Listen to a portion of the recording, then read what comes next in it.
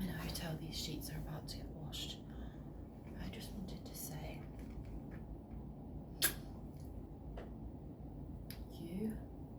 if you are somebody who, like myself, feels dissatisfied with your home living environment, as in there's damp, the roof needs replacing, there's lots of exposed dirt and cracks and creaky floors and creaky beds and nothing's as it should be, just book yourself a night at a nice hotel. This cost me 70 quid, which for me that is actually quite a lot. To be honest, with my track record throughout my adult life, I actually usually spend, and it might sound ridiculous, but I usually wouldn't spend more than £25 on a night in an accommodation somewhere. But as I'm getting older now, I'm 32 in a few months, and I'm realising that most of the time, the majority of the time, I need a nice space to sleep. Now, I'm going to take my glasses off because I don't think I need my glasses on just to speak to you. Let's move a bit closer. So, it might sound so simple. It might sound so simple that how hard could it be to just find a comfortable room with a nice double bed that doesn't make sounds when you move, and a nice headboard, some basic decor, a television on the wall, remote control that works, air conditioning, and a room where there is no exposed plumbing, no damp, no mould, no mildew, no cracks, no creaking floors, just nice. And I grew up in a family where we would always be looking for things like character, you know, so interesting architecture, historical things, which is lovely, don't get me wrong. But as I've got older now, and I have a 3.5-year-old son, he's more than 3.5 now, actually he'll be 4 in a few months, I'm realising that what's actually important, not actually, but what is most important is just having this. And having been homeless, well, I think I could only say I was really homeless for a few months, because when I was homeless, I was financially quite comfortable. So I actually became homeless and I still had thousands in the bank. But then I was still in temporary accommodation longer than I should have been, and I ran out of money. So, and I wasn't sleeping. I didn't sleep for 2 years, but you don't have to believe me when I say that. But what I'm trying to say is that, like, this is so difficult to find. I don't know why. It's so difficult to find. Like, from the moment when I lost custody of my son, when he was 2 months old, from the moment I was chemically incapacitated and kidnapped from my home, so bearing in mind the room I was living in when I was between 7 and 9 months pregnant, the bed was double, didn't make any sounds, the room where I could walk out onto the balcony. The only thing that was not good was that the radiator didn't work when I moved in, and that was not good at all. And also my neighbour above me was very noisy, so there was lots of creaking on the ceiling above, which is something I've had many times. But then from that moment onwards, it was like, I was then in a room in a hospital, 2 hospitals for 4 months. Both the beds creaked. Neither of the rooms had good air conditioning or temperature control, either too hot or too cold, with drafts coming through the windows, and no comfortable mattresses, no aircon. The showers were not big enough. The sinks didn't have any space to put stuff on. The sinks were like that big. Bearing in mind I was 3 months postnatal. Then I went from there to a room in Edmonton for a week where it was tiny. There was a single bed overlooking a busy main road of cars driving past, living with 3 strangers, one who was questionable behaviour, in a dangerous part of Edmonton in London. And it was just, there was no blackout curtains, and it was just a tiny bathroom. It was not good at all, not good. I stayed there for 1 week, then I left, That was how bad it was, because I was chemically incapacitated, and I still left, and I still found somewhere else to go. And at that point I hadn't slept in about 5 months, and I'd lost custody of my son when he was 2 months old, which was heartbreaking. And I was still leaking milk because I couldn't breastfeed, and I still left. And then I moved to a place in Islington where the area was nice. It was a bit out of the way, sort of wasteland area of London, but it was still good connections, next to a park, a fish and chip shop, wealthy. The room was clean, there was a cleaner, there was a kitchen, it was a big double bed, comfortable double bed, there was space. If that had been now, I'd have been happy with the living room. The only thing that wasn't good, which looking back, I should have just got an AC unit. It would not have been difficult. But like I say, I was chemically incapacitated by the drugs the NHS gave me without my consent. So it was boiling hot. And at that time, I had 2 good ex-partners who were both supporting me. And dysfunctional to some extent, but they were there for me in an incredibly vulnerable time of any new mother's life. And they'd come over and it would just be boiling. It would be so hot. And I remember I was getting nosebleeds, I was getting heart palpitations. I stopped taking all the drugs, so I got withdrawals in this boiling hot room. Horrendous. And then when I was there for about 6 months, and then I moved for 2 weeks to this Airbnb penthouse, which I spent like 2 grand on. I had a lot of money. I didn't think it through, in Ilkley, where I was seeing my son every day. And I won't lie, that was nice. It was a very nice apartment. Very nice apartment. And after I left to go to the assessment centre with my son, my dad actually stayed there for a couple of weeks, which gave him some respite, which I'm glad about, but it was phenomenally expensive.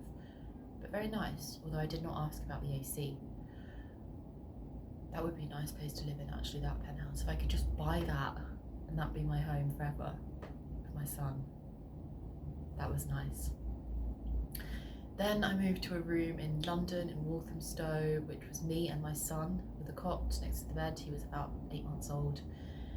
Nice room, but people kept walking in, the staff kept walking in, invasion of my privacy, of my son's privacy, of my private family life. I wasn't sleeping, but it was in a nice house, and there were other women there, other new mums there. They'd wake up very early.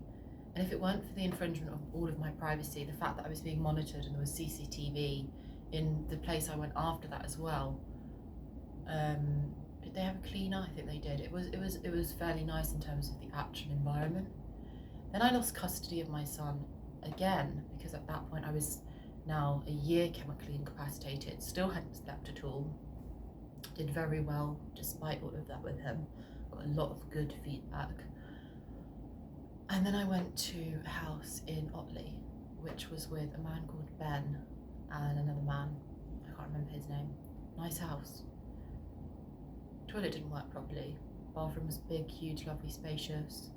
Nice kitchen, amazing oven, no television in the living room, but nice living room.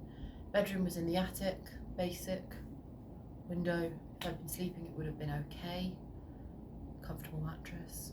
Again, I was living with strangers and I didn't have my son with me, so I was lonely and I wasn't sleeping. And I was addicted to vapes. I was vaping in the room, which, God bless him, Ben was not happy about.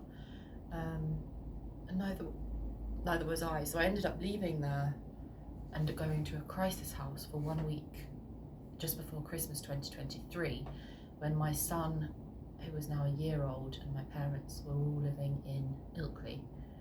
Then I lived there for 1 week with loads of staff watching me.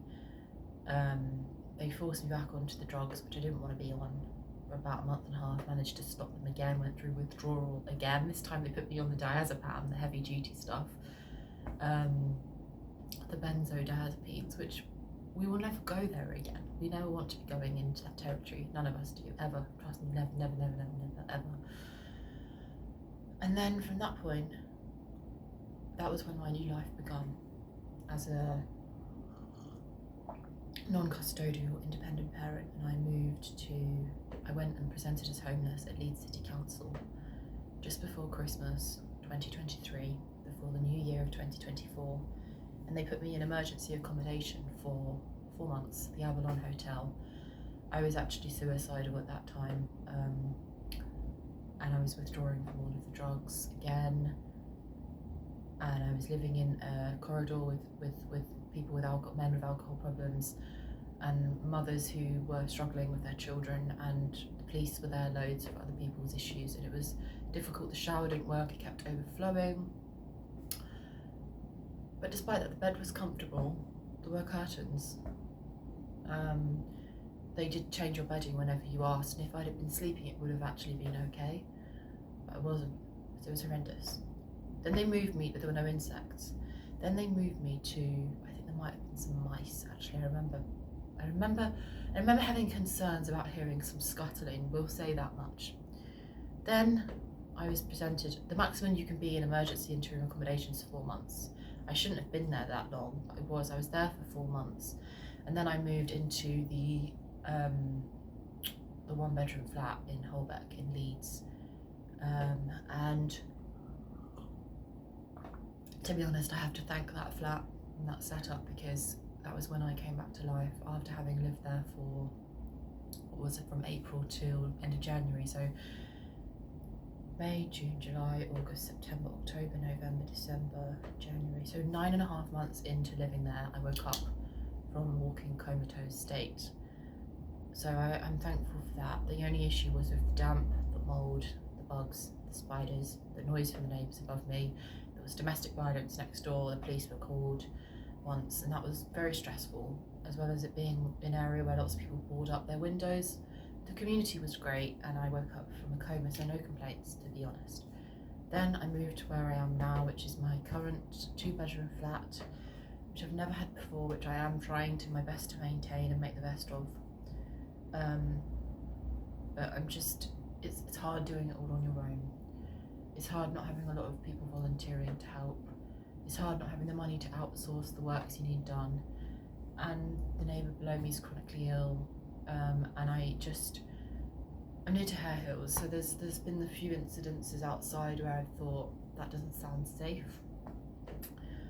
And then I've had issues with neighbours making vexatious complaints that haven't been true about me, such as criminal damage when I was carrying my bike up 2 flights of stairs with a ruptured leg, because that was my only mode of transport, otherwise I can't go anywhere.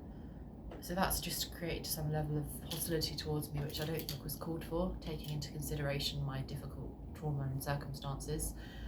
But like I say, I've been there now since June 2025. It's now August 2026. So we've been there now for 14 months, which is about the time I spent at the place in Holbeck. So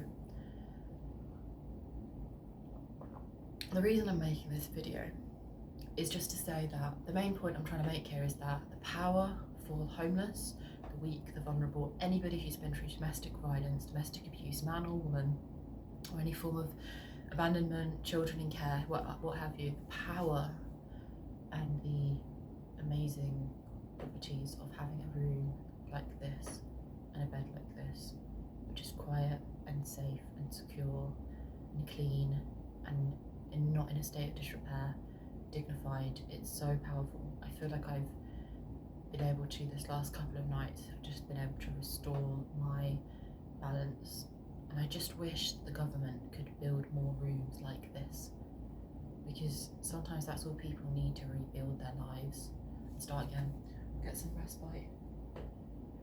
So might sound basic, but you should never think that bad things can't happen to you, because it could happen to any of us. It could happen to anyone of us. No one is better than anybody else. Wealth is not an indicator of safety. It's not an indicator that you're protected from any form of harm. The power of a room is really something that can change lives. And I don't mean a room where there's damp and mould and bugs. I don't mean a room where there's insects. I don't mean a room where you're next to people who are screaming and yelling and abusing.